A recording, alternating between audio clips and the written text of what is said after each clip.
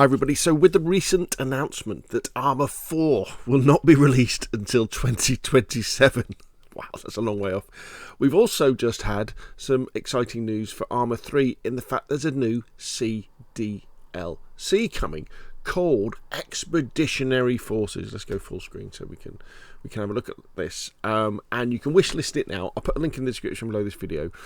And if you're not sure what these are all about, so what Arma 3 has been doing for the last few years is you have the normal game, which came out back in 2013, and they've done various official updates and various official DLC expansions to the game. But these cDLCs, or creator DLCs, are done by third-party studios and modders that are paid mods that come under the umbrella, the official umbrella of Bohemia Interactive. And generally, the quality is very high, and they change in terms of their size. So we'll have a quick chat about this new one and what's in it, and then we'll also have a look at, if you're thinking about buying Arma 3, which version you should buy, and then which cDLC you should 100% buy. So here we go. Let's read the words. Arma, that's what Worth a Buy says, doesn't he? Is it Worth a Buy? He says to read the words, the developer words. Expeditionary Forces. Here we go. The Marines have landed. Explore new warfare capabilities in Arma 3 with the Expeditionary Forces Creator DLC. Prepare your Marines for action on the amphibious warfare ship, assault enemy shores with the AAV-9 MAC IFVs, infantry fighting vehicles and combat boats. Bring supplies ashore with the LCC-1 landing craft and perform raids behind enemy lines with the new Hunter reconnaissance vehicles, and take part in the invasion of Altis from a new perspective. That's the important thing for me as well, the fact that it's got a little bit of a campaign or some missions or a scenario as well. So what we'll do is let's now jump over and actually have a look at their website, because they got some pictures.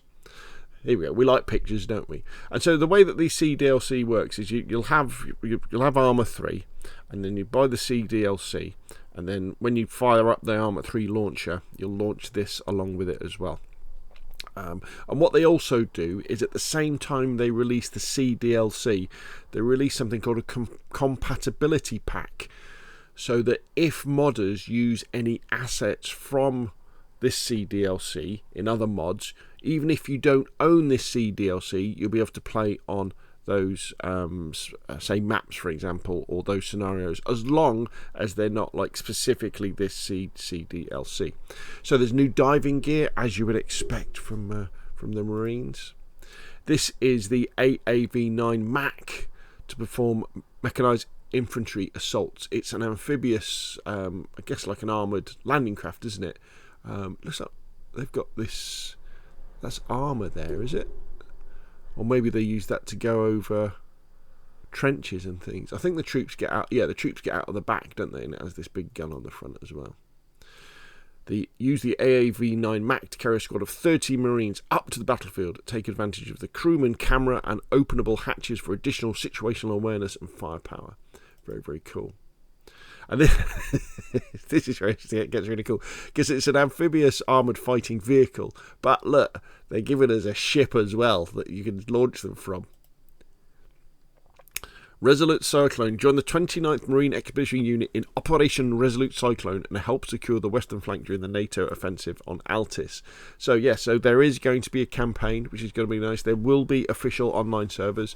And what you tend to find is, I would highly recommend it if this wets your whistle and you're excited about it. And I guess if you know Arma already, then it's always good to pick up these DLCs early, you know, when they release, because that's when the servers are the fullest. And often, I'd imagine this will be a co-op PvE campaign as well.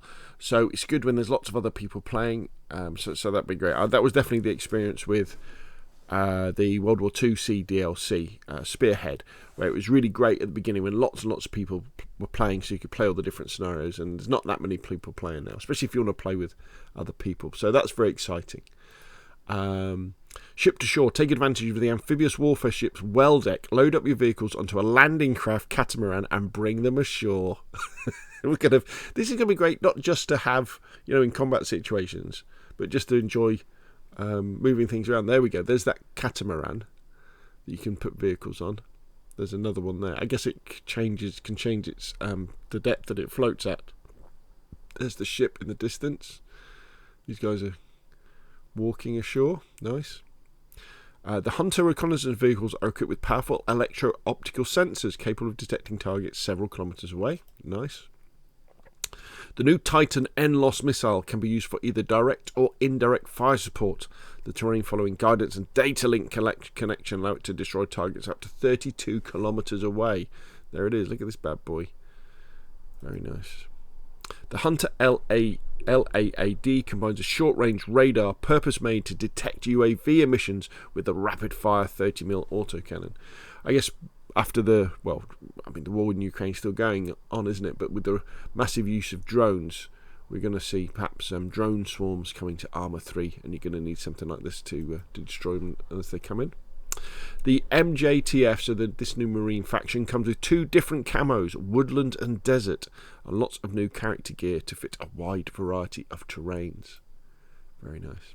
Own the Night. Marines are equipped with low-profile night vision goggles, although I must admit, they don't look very low-profile to me, but I'm no expert, featuring an amber filter and the ability to mount additional thermal modules.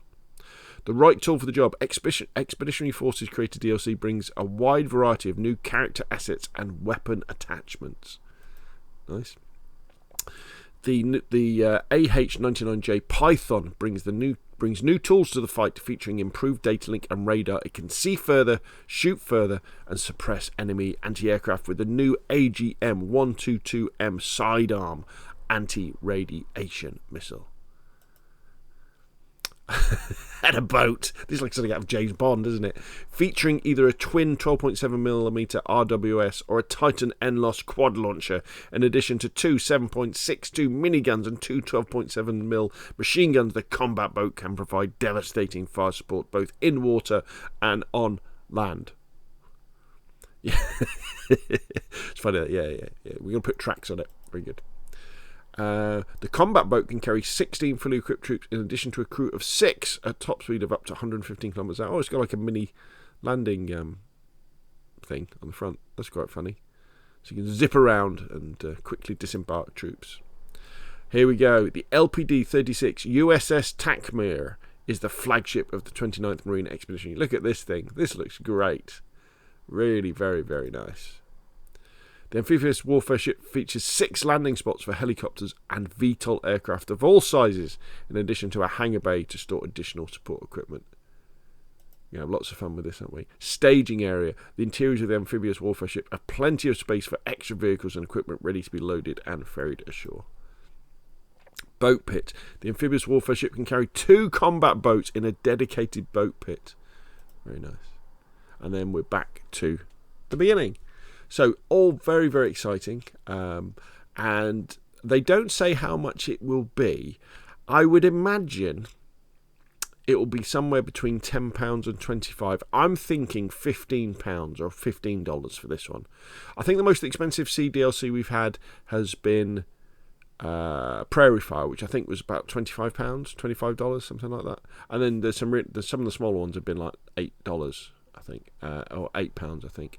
So very exciting. Looking forward to it. Wish list it when you can. So let's have a quick talk about maybe what you should buy if you're thinking about getting into Arma 3. Here we go. So the version of Arma that you really want to buy is the Arma 3 Ultimate Edition. Now, if you see the price, don't buy it for £91.48 unless money is no option to you. Always wait for it to go on sale, because it goes much cheaper, and if you check key sites you can find it much cheaper as well, because the way that Arma 3 kind of released was you had Arma 3 and then you had this official DLC, some of which is essential, like helicopters, marksmen, Apex, jets, tanks, that sort of thing. If they do a version at the time you come to buy that doesn't have Apex, doesn't have Contact, you don't really need Contact. Contact is another additional story mission where aliens land, so you might want to miss that. But generally, on a key site or when Arma 3 goes on sale, or I tell you what, the other place to check out is always Humble Bundle.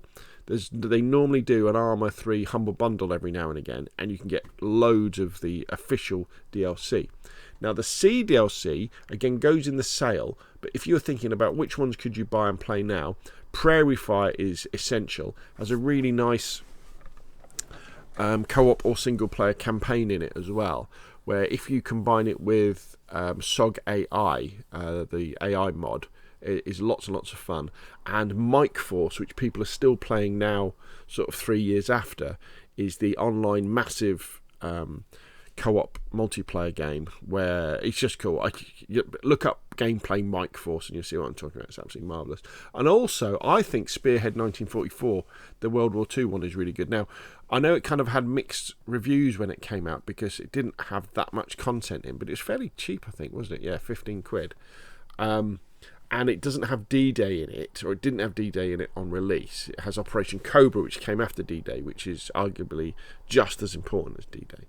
But I really like this because it's World War II, but also it has a mode called Combat Patrol, which is a very simple version of something like Dynamic Recon Ops, where you just spawn into the map with you and a few squad mates, and then it will give you random things to do, like clear an area, or escape, or destroy some vehicles. And so they're nice little infantry combat-based things in World War II, where you can play as the Americans or the French Resistance or the Germans or whatever you like. And I really like. I've got a big soft spot for Spearhead 1944. I think they made a critical error in not having D-Day as their headline operation, because that's what everybody wants, doesn't it? If you're doing a World War II game in Western Europe, you got to have D-Day or the Battle of the Bulge. I guess they're the two that people remember, aren't they? And there we go. So grab Arma 3 Ultimate Edition when it's on sale or from a key site, and then if you're into Vietnam, get Prairie Fire, and if you're into World War II, get Spearhead 1944. But I, for one, am very, very excited, looking forward to Expeditionary Forces, because it's more content, isn't it? It's more Arma 3 content. Anyway, that's enough for me. What do you think? Put your questions and comments down below, and of course, I'll see you again soon.